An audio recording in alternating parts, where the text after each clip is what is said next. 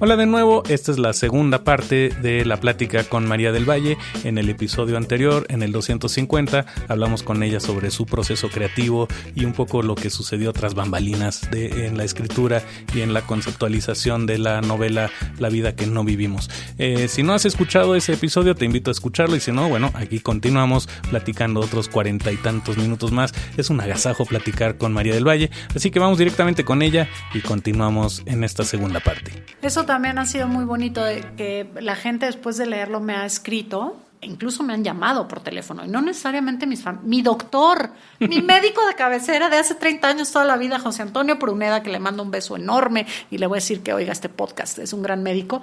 Pues igual que con Lore, yo dije, bueno, José Antonio es mi médico hace 30 años, ¿por qué no lo voy a invitar a la presentación de mi libro, no? Y venderle un libro. Al final, él fue a la presentación. Yo no estaba tan segura de que iba a llegar a una de las presentaciones.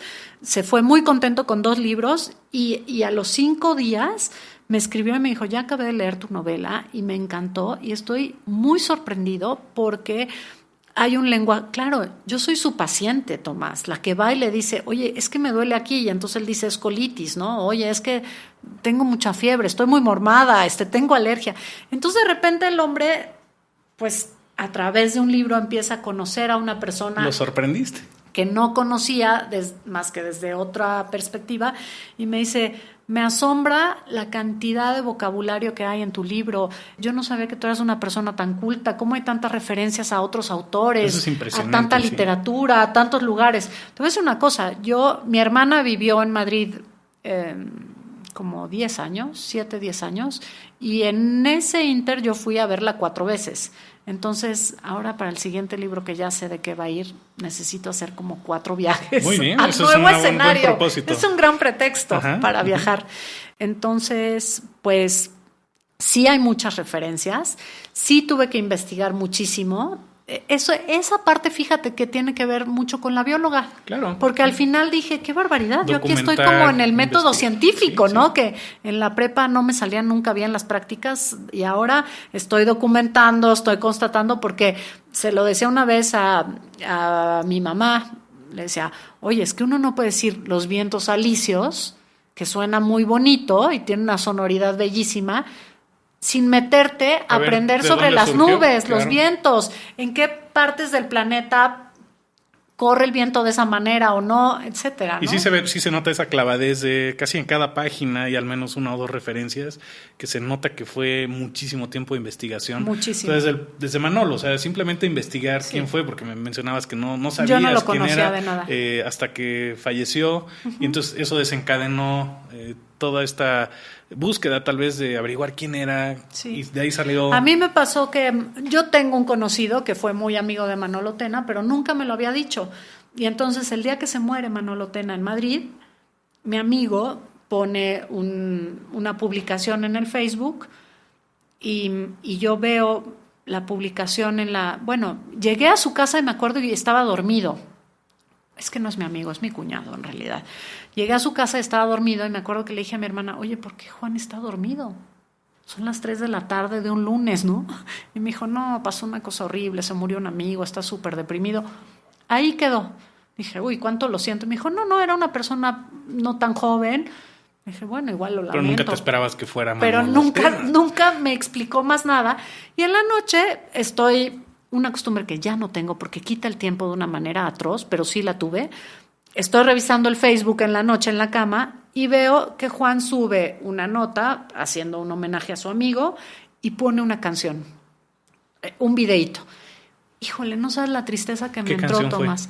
Ni siquiera eran de Manolo, era una que se llama Mañana.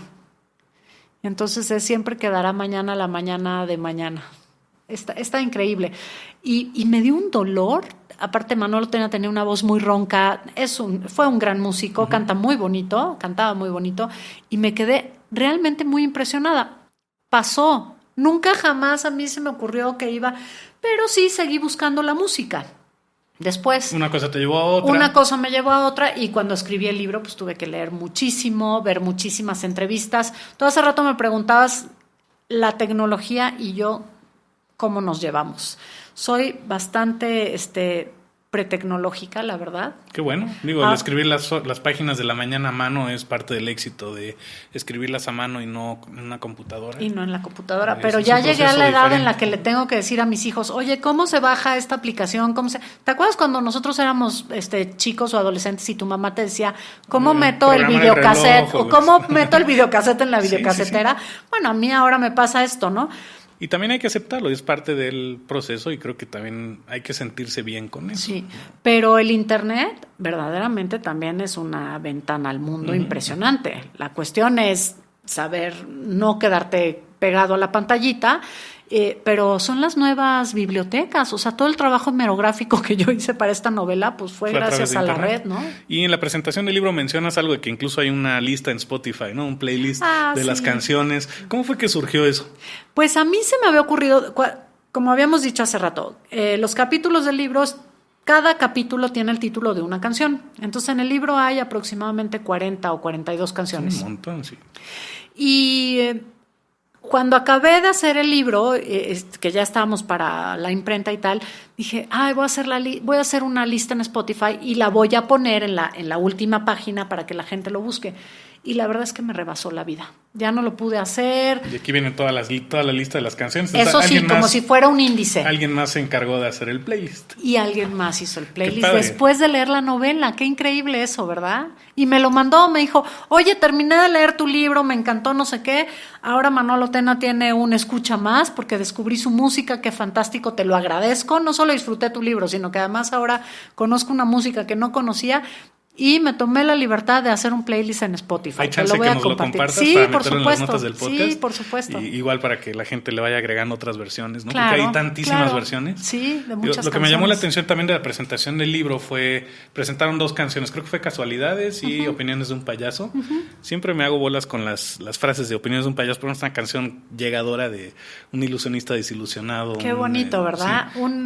Un equilibrista desequilibrado y un concertista tan desconcertado que escribe sus canciones en papel mojado. Sí.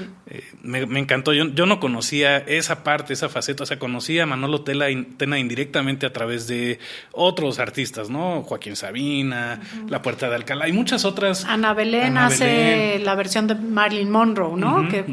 Esa vez, fíjate que yo fui a un concierto a la Plaza de Toros México cuando trajeron el concierto del Gusto es Nuestro y no me puedo acordar si en esa ocasión vino Manolo Tena y cantó ahí Marilyn Monroe con... En caso de que no hubiera venido, él tuvo tanta influencia en tantos músicos, no solo españoles, sino también vivió un tiempo en Miami, tuvo muchísima influencia en músicos de este lado del charco. También me gustaría que hablaras un poquito del tema de las adicciones. A mí me encantó el enfoque de cómo manejas el tema de las adicciones, que a veces son también esos tabús que están relacionados con los creativos, de qué te fumaste o qué te metiste para ser creativo. Yo considero que no es necesario absolutamente nada de eso. Y está la dicotomía entre 2 personajes, uno con un perfil muy sano y el otro con un perfil totalmente rebelde, adicto, exagerado. ¿Cómo fue que lograste unir esos 2 extremos con los personajes? Pues fíjate que ya en la vida real yo le decía a mi hermana, ¿cómo es posible que ustedes nunca me presentaron a Manolo Tena? Habríamos sido espléndidos amigos, porque para mí ahora es un maestro. O sea, de repente yo ya no estando vivo, descubro un personaje que me cae bien, que me parece inteligente, que me enseñó a leer a autores que yo no había leído, que me sorprendió en las... Claro, era un hombre, cuando yo lo conocí, maduro, que pues nos lleva ventaja, Tomás, ¿no? Y la vida... Bueno, a mí no tanto, pero me un no, poquito. Desde luego que sí, pero la vida tiene esa parte muy padre, que entre más van pasando los años y uno sigue bien, pues si has hecho tu trabajo en el camino, has aprendido un montón de cosas y las puedes ir compartiendo, ¿no? Entonces, después pensaba, bueno, a lo mejor yo no podría haber sido tan amiga de Manolo Tena, porque yo, desde luego... contradictorios, ¿no? O sea, muy contradictorios, personalidades muy contradictorias. Y a la vez, justamente eso atrae a los dos formas completamente opuestas de ver la vida. De ser. Y había una parte que a mí me daba mucho pudor y era hablar de la vida de alguien que ya no existe y hacerlo. Todo lo que está dicho en el libro que tiene que ver con la realidad... está tratado con muchísimo respeto, porque yo no soy quien ni para juzgarlo, ni... A ver, claro, el personaje tiene momentos en los que uno de los personajes que emite juicios y tal, ¿no? Pero yo fui muy respetuosa, Y muy se nota, respetuosa se porque nota. yo no estuve en esos momentos. Y además creo que justamente esa búsqueda de, bueno, mencionar todas las adicciones que tuvo y toda la recuperación que tuvo, lo dejaste en una nota alta, que creo, yo no conozco tanto de la vida de él, pero creo que sí fue ese final que él deseaba, que se reinventó muchas veces, esos años ¿Te de acuerdas silencio. que hay una parte muy bonita que dice que su pasado estuvo muy negro y que a él le gustaría que en algún momento quedara más gris? Bueno, eso yo lo escuché en una entrevista, ¿no? Sí, entonces te basaste mucho en esa investigación es y así. creo que aportaste muchísimo en el, casi un legado, o sea, de dar un cumplido muy sincero a un personaje Sí, una especie que de cayó homenaje. muy bajo y sin embargo... Como un ave fénix, Sí, exacto. bueno, se supo Sí, reinventar. sí. Oye, tengo una vecina, esto es muy divertido, tengo una vecina que tiene una tiendita de abarrotes acá a la vuelta de la esquina de mi casa, y entonces un día le dije, oye, es que escribí una novela, me gustaría que la leías, no sé qué. Ay, no, pero ¿de qué trata? Porque a mí, ¿sabes qué? Yo no Los leo, temas sórdidos y así, y le dije, no utilizó la palabra sórdida, me dijo, pero ¿es sobre temas escabrosos? Entonces yo solté una carcajada, Tomás, y le dije, óyeme, ¿tengo yo cara de escabrosa? ¿De dónde se te ocurre que yo voy a escribir algo escabroso? Pero me conoces desde que soy niña, ¿cómo? Y creo, lo cuento en plan de broma, pero creo que eso es algo de lo que me siento muy satisfecha en la novela. No podría haber tratado el tema de las adicciones ni del problema del cual se tuvo que recuperar Manolo Tena y con el cual luchó a lo largo de toda la vida. Y todos los artistas yo creo que pasan por esa lucha, algunos se dejan llevar, algunos se dejan influenciar, algunos creen que necesitan cosas externas para ser felices. Me gusta mucho una frase que mencionas ahí, esto del espejo, ¿no? Objects are in closer. the mirror are Así closer. que los objetos que ves en el espejo están más cerca de lo que parecen, igual que la felicidad. Es esa frase a mí me hizo resonar muchísimo porque a veces buscamos la felicidad en algo exterior, en algo externo, en las personas, en la fama, en el éxito y obviamente en el mundo de la música, del arte está muy difundido el que tienes que consumir ciertas cosas para poder crear y eso es totalmente falso. Ya ¿no? que estamos, me voy a permitir prender la luz. Perfecto. Se nos vino la tarde encima. Pues ya que tenemos el lujo de estar platicando aquí en la intimidad sobre este libro, te quiero decir sobre esa frase. Estábamos de vacaciones con mi marido y mis hijos en camino de Campeche a Mérida, en esta parte de la carretera, ¿no? Que en la parte de la carretera que tienes el mar y la laguna de los dos lados, ¿no? Y es estrechita. No sé, sería mediodía o algo así. Yo venía en el asiento del copiloto y tal cual. Volteé, vi en el espejo retrovisor la leyenda que dice los objetos están más cerca de lo que aparentan y tenía el cielo reflejado y unas nubes blancas bellísimas en ese cachito de vidrio que es un espejo lateral. ¿Y cuánto y significa es un espejo? En ese momento yo pensé, la felicidad también. Sí. Te estoy hablando de unas vacaciones, ni siquiera había escrito el libro y después rescaté ese pensamiento y tuve la oportunidad de meterlo en el contexto, ¿no? Por ahí también se menciona en el proceso creativo de Manolo que siempre está dispuesto a escribir y a anotar cosas. ¿Cuál es tu proceso? ¿Cómo le haces para no perder esos momentos que suceden espontáneamente en cualquier momento y que se pueden perder en el olvido si no los documentas?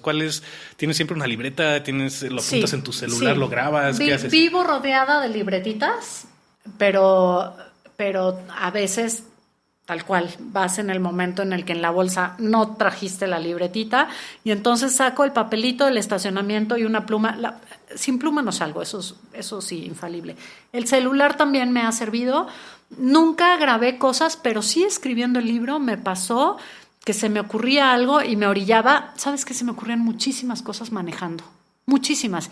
Y no es que maneje tanto, pero Julia Cameron lo dice. Es como cuando te bañas. Te relajas. Es como cuando te bañas o cuando estás lavando los platos, ¿no? El famoso momento eureka, ¿no? Exactamente. Que en ese momento te ocurre. Y entonces sí, me orillaba y sacaba el celular y escribía unas notas que después rescataba, ¿no? ¿Y cómo le das coherencia a todas estas notas? Porque a veces se van incubando. Yo también soy súper fan de tener una libreta. A todos lados tengo que llevar una libreta, un papelito.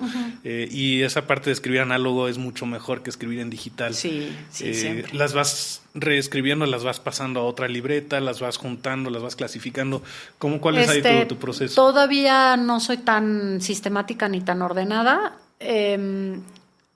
hay algunas cosas sí ya que encuentro también, o cuando estoy leyendo subrayo muchísimo. Mis libros, soy muy respetuosa de los libros porque cuando tú y yo éramos chicos, niños, los libros baratos eran de la editorial Diana, ¿no? Sepan cuántos. Y entonces lo abrías así y se deshojaba el libro. Entonces yo aprendí a leer como así, muy, muy cuidadosa. Ya pude superar ese trauma y me apropio los libros subrayándolos muchísimo y le hago notas y así. Y después rescato esas notas a otro cuaderno y también ya tengo en la computadora tengo archivos y también cuando encuentro cosas que estoy navegando en internet o leí algo o encontré una noticia o así, la catalogo en lo que creo que después me puede servir. ¿Usas algún programa en especial? No. Porque hay mucha gente que usa Devonthink y otras cosas muy sofisticadas, que es como un cerebro alterno que va juntando y relacionando cosas. No, me gusta mucho que ahí no. esta contraportada. Digo, para los que estén interesados, también me gustaría preguntarte cómo te pueden contactar. ¿Es a través de algún contacto especial, agencia, a través de la distribuidora de los libros? ¿Cómo se podrían acercar a ti en caso de que quisieran saber un poquito más del libro?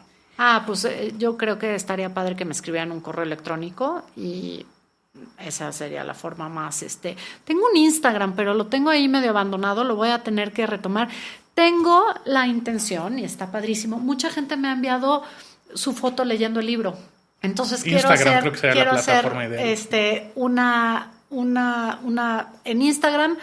El que tengo es personal, pero le quiero hacer una al libro, porque también te voy a contar una cosa. La portada la hice con una amiga mía que es fotógrafa que se llama Ángeles Torrejón. Somos amigas hace muchos años y Ángeles en realidad es fotoperiodista. Y entonces yo le dije, Ángeles, tú tienes que hacer la portada de mi libro.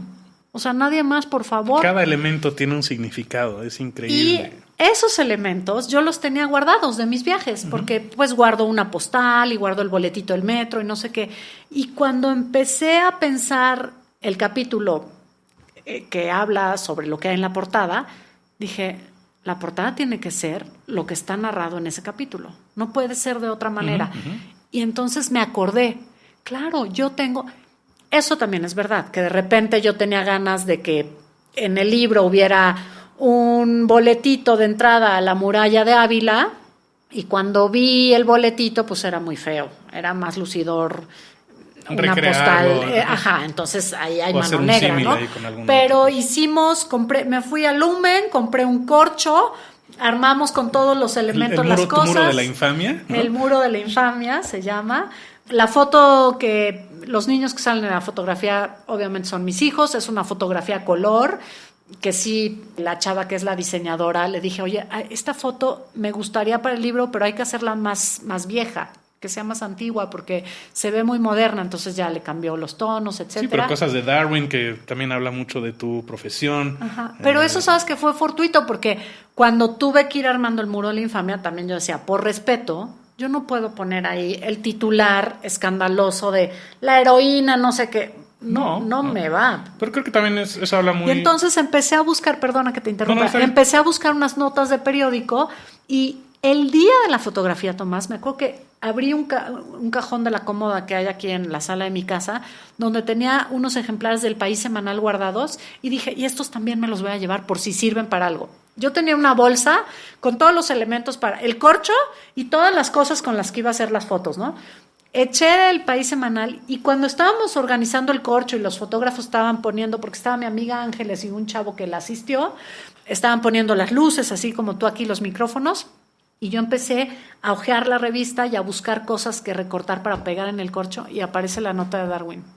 O aparece otra nota que habla sobre la locura. Casualidades. Dije, es que esto es el poder superior que me está poniendo en las manos lo que necesito. Sí, es muy interesante ese proceso. A veces es inexplicable, ¿no? Yo a veces en mi taller de creatividad hago ejercicios muy locos de poner las manos así, conectar los dos hemisferios cerebrales y muchas otras cosas que a veces no sabemos. Tal vez le queremos dar una explicación lógica, científica, estructurada de por qué funcionan esas cosas y a través de las páginas diarias de Julia Cameron te das cuenta que no. Te quiero comentar una anécdota que me pasó. Yo respeto mucho los libros, igual los subrayo. Mi forma de valorarlos es justamente haciéndole anotaciones y demás, pero nunca he destazado un libro.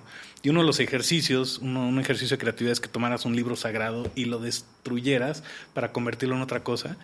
Me animé a destazar el libro de Julia Cameron para convertirlo en una versión electrónica escaneada para mis alumnos. Me costó mucho trabajo superar eso, pero fue... Sí, se siente uno profano, sí, ¿no? Exacto, es profanar ese arte de un libro que me influyó muchísimo. Y pues bueno, yo también soy así de estar siempre con algún libro, siempre con algo en donde anotar. Y creo que es importantísimo que no perdamos esos momentos porque no se repiten. De alguna forma llegan de otras maneras. Oye, yo camino todos los días. A veces 5 kilómetros, a veces un poquito menos. Tengo el lujo de trabajar pegadita al Bosque Tlalpan. Entonces dejo a uno de mis hijos en la escuela y antes de irme al trabajo me voy a caminar. A ver, me voy vestida. Bueno, me voy en pants y llevo mi ropa con la que me cambio luego en el trabajo. Pero es un proceso liberador que también ese movimiento genera algo, no sé cómo llamarlo. Y ahí pienso un montón de cosas, se me ocurren un montón de ideas mientras voy caminando. Ahí lo que he hecho es que a veces llevo el celular y hago notas, o si no llego y inmediatamente, ¿no? Yo sí me he llevado un par de mentadas de madre en el metro, en otros lados, que me detengo a escribir. ¡Quítese, muévase! Y hay un libro muy bonito que se llama ¿De qué hablo cuando hablo de escribir? Que es de Murakami. Te lo voy a prestar. Lo tengo aquí, lo investigo, lo metemos en las notas. Se llama ¿De qué hablo cuando hablo de escribir?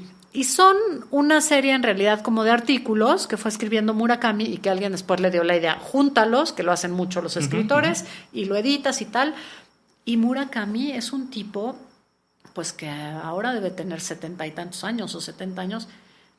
Tomás corre todos los días desde hace 40 años o 30 años. Y él dice que no puede... A ver, él ya tiene una vida de escritor consagrada, que si tú hablabas hace rato de las sustancias que fomentan la creatividad y no sé qué, papinas, es una disciplina. Caminen, salgan. No, este hombre dice, yo todas las mañanas me levanto, camino y después me siento tantas horas a escribir, ¿no? Sí. Y después de eso limpio y etcétera. Y es en esa cotidianidad que suceden las cosas, como ese momento que tuviste ver en el espejo, tal vez en un momento de relax, ibas de viaje, estabas tal vez de vacaciones y suceden esos momentos mágicos que hay que atraparlos, hay que hacerlos de uno. Y me encanta también en el libro, las cosas que me atraparon son esas descripciones cotidianas de cosas que se nota que viviste probablemente en Madrid y en otros lados, con una puntualidad y con una manera tan fácil de escribir aparentemente, y a la vez una clavadez de frases sencillas que implican una cantidad de trabajo, de investigación, de reflexión, ¿no? Y muy pulidas. El primer capítulo con el que empieza el libro lo escribí un montón de tiempo después. Es más, la primera versión que metí al concurso no tenía ese capítulo, y lo escribí después de una muerte cercana, muy importante a mí. Mi tío Luis González de Alba se suicidó, ¿te acuerdas? Después de un aniversario importante del 68. Luis fue... Yo nací en el 68, no me acuerdo. Bueno, nací a finales del 68. Bueno, pues Luis fue uno de los líderes estudiantiles más importantes del 68 y se quitó la vida en el 2016, me parece.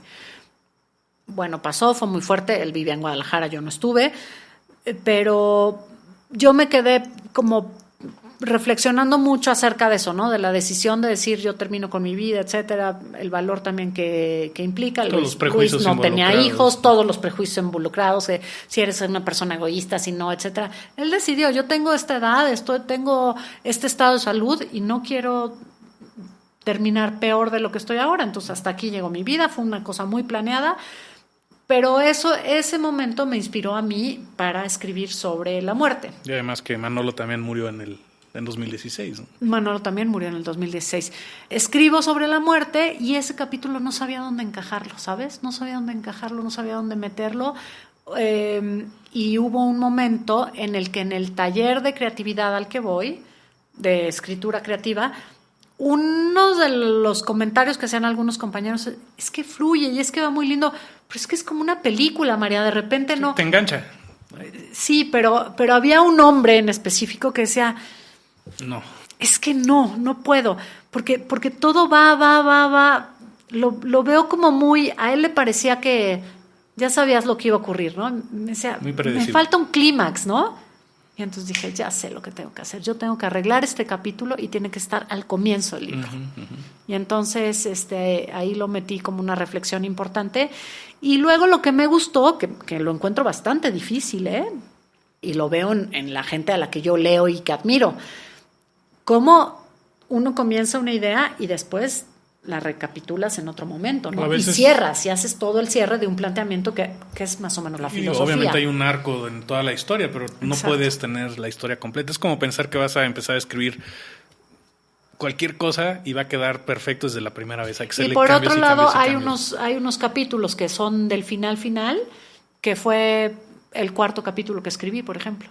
Porque sí, yo ya sabía, o sea, cuando empecé a escribir y vi de qué iba la historia, dije, ok, es punto número 1, punto número 2, 3. Y hay partes del rompecabezas que se pueden exactamente, mover. Exactamente. Entonces, uno de los capítulos finales lo tenía escrito desde el principio. De ahí a lo que quedó y todo lo que hay que trabajar, pulir, limpiar, quitar. Lo más difícil, Tomás, es quitar, Sí. Porque uno escribe y luego te das cuenta que hay muchas cosas. Y no caer en la tentación de volverse tan censurable o tan crítico con uno mismo. Sí. Siempre prometo que nos hables un poquito de creatividad. Entonces quisiera que nos dijeras, ya lo mencionaste de muchas formas, pero ¿cómo definirías tú este concepto de creatividad? ¿Cuál sería tu significado de la creatividad?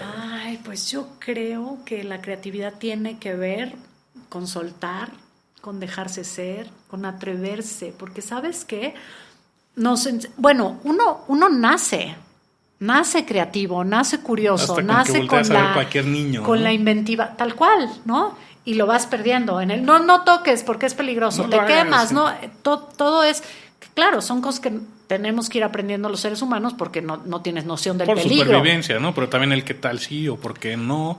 Exacto. O qué pasaría. Y después, en el ámbito social, lo que va coartando también la creatividad es, eso no se hace porque qué van a pensar, porque eso es...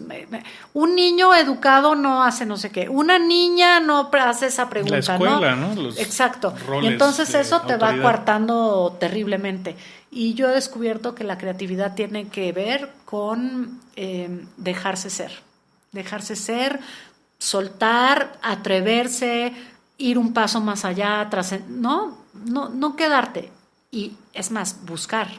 Y creo que también lo quiero decir como cumplido, lo que yo vi en este libro es que te encontraste con esa niña, con esa curiosidad que tal vez en algún momento habías dejado de lado, no la perdiste, sin embargo se nota que, ahorita con tu sonrisa se nota que reencontraste esa curiosidad o esa niña que habías de alguna forma dejado de lado por la profesión, por los prejuicios, por madurar, por ser adulta, y de una manera muy auténtica creo que la encontraste, me da mucho gusto. Muy bien, que soy. Pues, bueno, te voy a decir que tampoco me decías hace rato, ¿hay algún tema que te parezca ahora sí que, como dice la vecina, escabroso o que no quisieras tocar? Fue todo un reto de repente en mi familia, ¿no? En mi familia, mi marido, por ejemplo, yo le iba leyendo partes de la historia y aunque tú sepas que no es autobiográfica, de repente es un poco complicado que hay un personaje que está, ¿no? O sea, leía partes... Está confrontando... un montón de temas, realidades, ¿no? Ajá. Y les costó, y hubo un momento en el que me dijo, yo lo voy a leer hasta que esté terminado, ¿no? Cuando de repente dices, ¿cómo es posible? Es mi pareja, tendría que estar leyendo capítulo tras capítulo a mi lado, debería ser mi primer sensor. A mí me pasa lo mismo con Lorena, y es padre porque son polos opuestos y a la vez nos dan equilibrio. Yo ya he aprendido, y ella también, que aunque nos complementamos muchísimo, justamente por ese complemento que tenemos, si yo llego todo emocionado con una idea y se la platico a ella, tal vez no es el momento adecuado, tal vez la retroalimentación que me da ella podría sonar muy fría, muy cruel, pero es justamente esa parte del complemento que me da. Y a veces hay que también aprender a guardar silencio o a encontrar otros aliados fuera de la familia. Sí, ¿no? por supuesto. ¿A quién encontraste? O sea, en el taller de escritura supongo que encontraste algunos aliados importantes. Sí, desde luego, obviamente Merari Fierro, que es la que lleva el taller, que es una gran gestora cultural, es una impulsora ¿no? Merari son de estas personas que dices, nunca te imaginas lo que tú puedes incidir en alguien más, ¿no? A mí Merari me ha ayudado a dar un montón de pasos en la vida sin imaginárselo y sin yo habérselo pedido, ni ella ofrecido.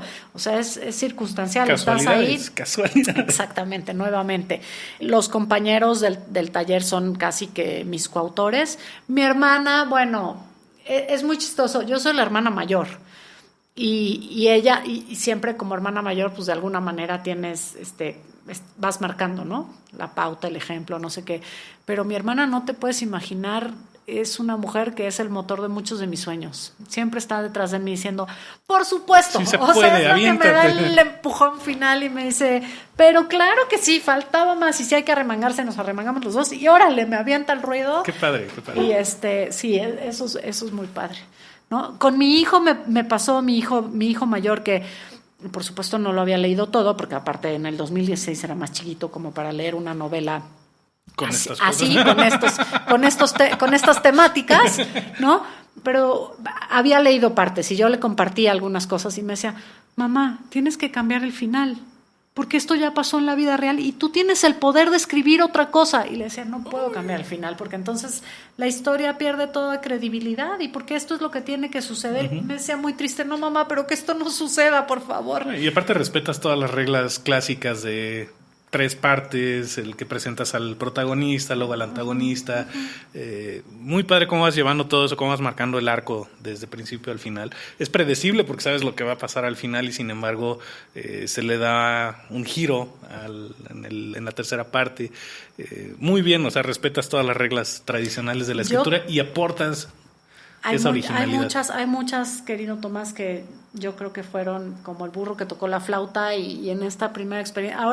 Ahora lo que falta es las cosas que voy a escribir en un futuro. Bueno, seguramente voy a tener que trabajar todavía más, de lo que trabajé para esta primera novela, porque pues eso, hay que ir más lejos, no hay que repetir el esquema, ¿no? Que aparte, bueno, hay cosas que pueden ser acertadas, pero pues justo ahí está la creatividad, ¿no? Poder probar otra forma, Hace poco platicaba con uno de los presentadores de alguna de las ocasiones que presentamos el libro y me dijo, mira, yo tengo un ejercicio de creatividad, pedirle a la gente que son mis alumnos, escribe sobre este periodo de la historia, porque entonces imagínate la búsqueda que tú tienes que hacer, ¿no? Sobre eso. A mí me gusta muchísimo leer biografías, muchísimo, porque pienso que, número 1, te ayuda a matizar tu propia vida. El otro día estábamos viendo una cosa atroz de la época de los romanos y de Cleopatra, y no sé qué. Yo decía, bueno, es que en la historia de la humanidad ha habido gente más mala que Trump. Lo que pasa es que en el siglo XXI uno estaría acostumbrado o esperaría que estas cosas ya no sucedieran. Sí, estamos viviendo la época más pacífica de la evolución en ese sentido, ¿no? Y aún así hay tiranos, ¿no? Y hay personajes que decimos, bueno. Entonces te ayuda mucho a matizar lo que te pasa ¿no? Y cómo, sobre todo también cómo la gente siempre ha resuelto, de alguna manera o de otra, ¿no?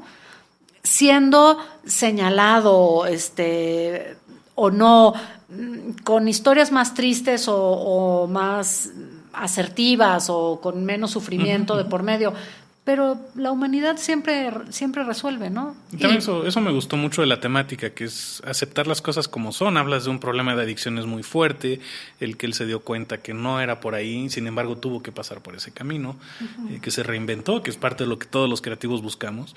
Y estoy pensando en la autora de Eat, Pray and Love, Elizabeth Gilbert. Tiene un video muy bonito en TED, no sé si lo has visto, que habla, bueno, después de ese libro, ¿qué haces? O sea, te vuelves famosa, de repente éxito tras éxito, y después, ¿qué haces? Y tuvo que reinventarse justamente buscando en el interior, aceptando que es alguien introvertida. Es un video muy bueno, te lo recomiendo, igual si lo ponemos en las notas del podcast.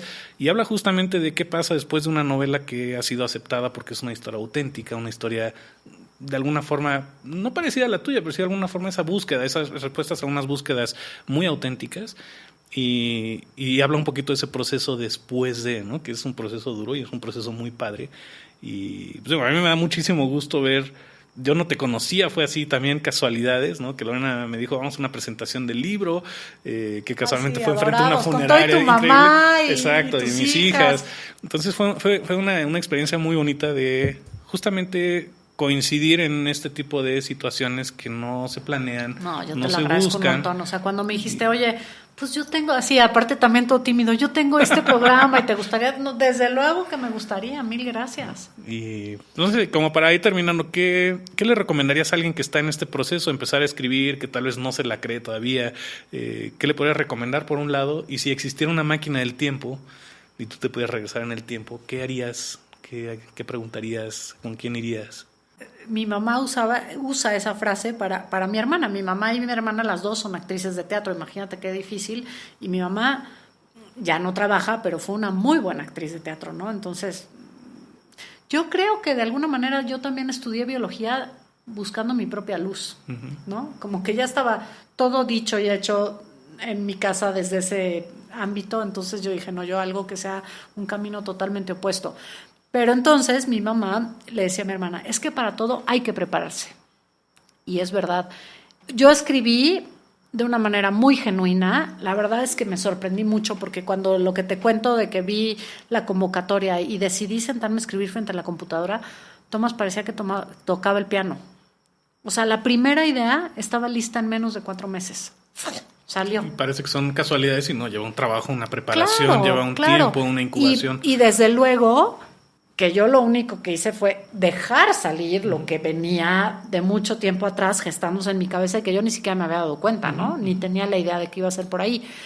Después de eso, bueno, yo sigo yendo a talleres de redacción, cualquiera que hay que me interesa, que es la temática, que todavía no le sé, me inscribo. Voy mucho a la Casa de las Humanidades de la UNAM, mucho. Me inscribo constantemente en cursos ahí. Se habla bien de la humildad y el querer seguir aprendiendo. Tal cual. Y el otro día iba a presentar el libro todavía estando en un curso con una maestra que se llama Lourdes Durán y le dije, maestra, yo tengo el mejor, estábamos en el cierre del curso y le dije, ella sabía que yo tenía ya esta novela publicada, no sé qué, y le dije, le voy a decir el piropo más genuino y cariñoso que se me ocurre, y es que a pesar de tener este libro escrito, no tiene usted una idea de las cosas que he venido a aprender en estas últimas 8 sesiones a su clase, ¿no? Me lo dijeron cuando empecé a escribir que hay que leer mucho y yo decía, bueno, sí, pero sí, yo lo que quiero es, ay, sí, ajá, eso ya lo sé. No, desde luego que hay que leer mucho y no hay que tener miedo a hacer nuestras propias paráfrasis de lo que otros han hecho antes. No hay que tener miedo a eso. De hecho, una de las siguientes ideas que tengo, que está relacionado con la pérdida, con la orfandad, no necesariamente de los padres y física y así, sino alrededor de ese concepto, el exilio, por ejemplo, etcétera. Pues también no hay casualidades. La última vez que estuve de viaje en España, entro a una librería chiquitita, hace pues unos 4 años, algo así, y me llama un libro muy bonito que se llama El niño que hablaba el idioma de los perros. Y es la historia de un niño que tiene que salir de Polonia en la guerra. Y cuando lo empiezo a leer, digo, es que se parece mucho a una historia que yo quiero escribir. Entonces me apropié el libro y lo he subrayado y tal, y después he buscado sobre ese tema y tal. Entonces, un poco, pues el consejo es sí hay que leer mucho. Hay que buscar está el tema mucho. del plagio, pero yo, o sea, en temas de creatividad considero que es imposible aprender a andar en patines o en una bicicleta si no ves a alguien, si no te avientas. Y el tema de no poder imitar a otros también es un tabú muy negativo en el aspecto de todos tenemos influencias y está bien aceptarlas. Justo como Manolo fue la influencia de tantos otros artistas y él tuvo sus propias influencias. Creo que y ese tú tema ves en mi libro hay un montón de referencias a gente que yo he leído y que han sido importantes para mí. Que han sido importantes, que de alguna forma te definen a ti. La cosa del plagio es cuando es solo una y te apropias de cosas que no son tuyas. Aquí es de una manera muy auténtica de integrar todas estas cosas que vas relacionando y las vas entretejiendo en una historia que es tuya. Eso está padrísimo. Sí, siempre seguirte preparando, buscando, ¿no? Aprendiendo. Es que no terminamos nunca de aprender. Es el secreto más grande de humildad que hay que ir asimilando, ¿no? Yo cada día que aprendo algo nuevo, la verdad es que lo agradezco mucho. Y bueno, hace rato mencionaste que un libro te llama. Para mí fue uno de los libros que me llamó. Totalmente casual, no fue planeado, y pues te agradezco porque sí, de alguna forma me sentí muy identificado con esa lucha interior me identifiqué mucho con el personaje de Lisa, un perfil muy sano, sin adicciones y a la vez insegura, y el otro perfil extrovertido, atascado en muchas cosas. Sí. Esa lucha de buscar tal vez la fama, buscar el protagonismo y a la vez respetar que soy introvertido, que soy a veces tal vez muy sano para otro tipo de conceptos, ¿no? En cuestión de música, además, me ayudó mucho a equilibrar un montón de ideas que tenía. Y tal vez a través de esto me hiciste también encontrarme y reencontrarme con muchas facetas de mi etapa como música. Yo trabajé muchos años, soy ingeniero de audio, pero pues quise ser músico. Entonces fue también un poquito aceptar esa lucha de ya no fui músico y estoy bien con esa idea. Y a veces sentí un poquito el rencor de no haber cerrado ese ciclo, y con esto de alguna forma me quedó claro que ese es el camino que escogí y no fueron casualidades. Y también te quiero agradecer por eso. Ay, pues qué suave. Y te voy a decir una cosa, también ese es el camino que has escogido hasta este momento, pero tampoco quedan cerrados todos los caminos. Eso yo también lo he aprendido porque, oye, es que Julia Cameron, que es verdaderamente una maestra, ¿no? Cuando de repente dice estas cosas de, no vas a poder ir a cabalgar o tomar clases de equitación, pero ve y cómprate un sombrero de vaquero. Y dices, sí, claro que me voy a ir a comprar un sombrero. Escribe sobre una vida paralela o 5 vidas paralelas. Esos ejercicios se los recomendamos muchísimo. A mí, de verdad, todos los libros de Julia Cameron que he leído me han cambiado. He leído muchos otros libros de creatividad. El que realmente me hizo reconectarme con mi creatividad fue el Camino del Artista. Sí, y vaya, Julia Cameron es probablemente la incubadora de ideas más grande en Hollywood, con muchas historias que se han escrito y se han filmado, y casi todos los que conocemos a Julia Cameron es antes de como Cristo, antes de Cristo, después de Cristo, ¿no? Entonces, pues qué padre. Y pues no sé, alguna otra cosa que quieras agregar, alguna anécdota, algún aprendizaje, alguna recomendación, una frase, una cita, no sé. No, pues para mí fue muy lindo en esta parte que dices de la creatividad. Creo que en el momento en el que vas soltando y dejas atrás ciertos prejuicios, te das cuenta que las cosas que podrían resultar más ínfimas, con la menor importancia, a veces son la ventana a unos caminos que no te imaginas que ibas a transitar o a partir de los cuales puedes pensar. Hay un capítulo del libro que eso te tocó a ti en una de las presentaciones que fuiste, ¿no? Que decía el presentador, es que hablan de una motocicleta, y yo siento que María con esta novela se subió a la motocicleta, se atrevió a subirse a una motocicleta, ¿no? Pues eso también. Venía yo de recoger a mis hijos de la escuela, en la lateral del periférico, me orillo y de repente me toca un atasco de coches, me paro así, volteo y está un chavo y su chava poniéndose el casco para subirse a la motocicleta, y yo digo, ya sé cómo voy a resolver el capítulo. Hay una frase que no me gusta. Me sale. Hay una frase que tengo anotada aquí también, que he descubierto el placer de las cosas sencillas. Yo creo que conforme vamos avanzando, a mi edad y a tu edad, yo creo que nos pasa eso. Empezamos a disfrutar más cosas, de estas cosas sencillas, no nos complicamos. A veces sí, mis 3 mujeres dirán que me complico mucho la vida. Y sin embargo, sí, estoy empezando a disfrutar cosas.